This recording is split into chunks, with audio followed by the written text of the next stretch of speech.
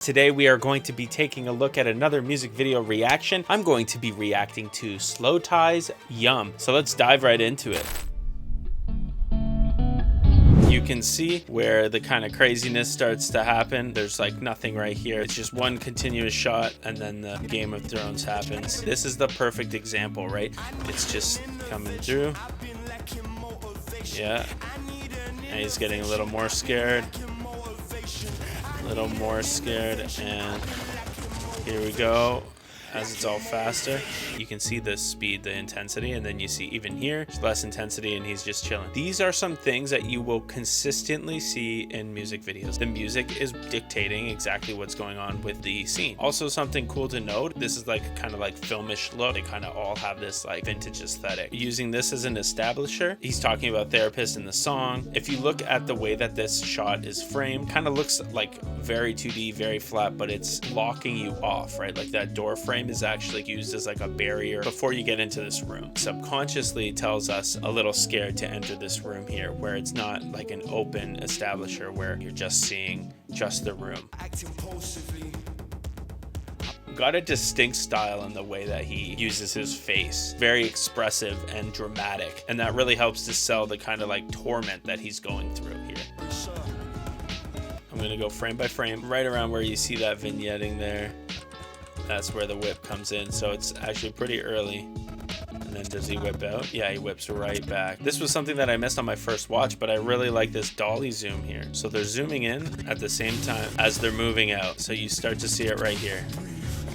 That looks so great. The size of this like looks so off, and it looks insane. It completely gives me that train spotting drug-induced psychosis, and I absolutely love it.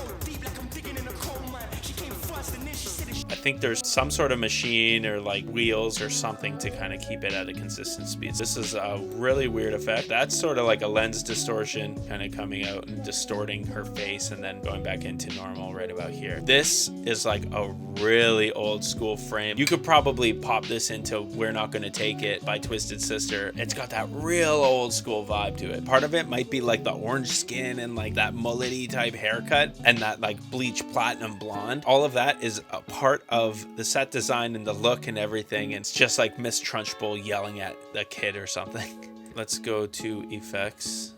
Let's grab an effect.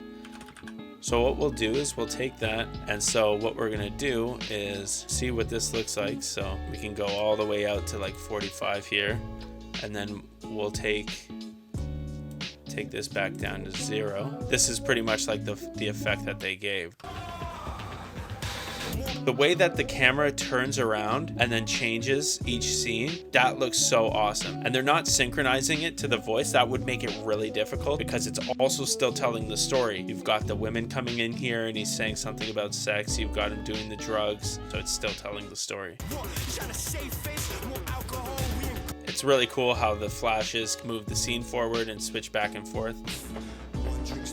He's just like, I want to be tarred and feathered. This man can't be out. Sorry to anybody watching from England. You know, we're not seeing anything new really. We're just kind of developing the story based on what we saw before. A very key thing to do when you're nearing the end of the music video, you can kind of go ahead and just wrap up a few of the scenes, maybe show them again when you do that little montage over top of the crescendo of the music. It looks really great. It's a fantastic way to kind of remind people what the music video is about.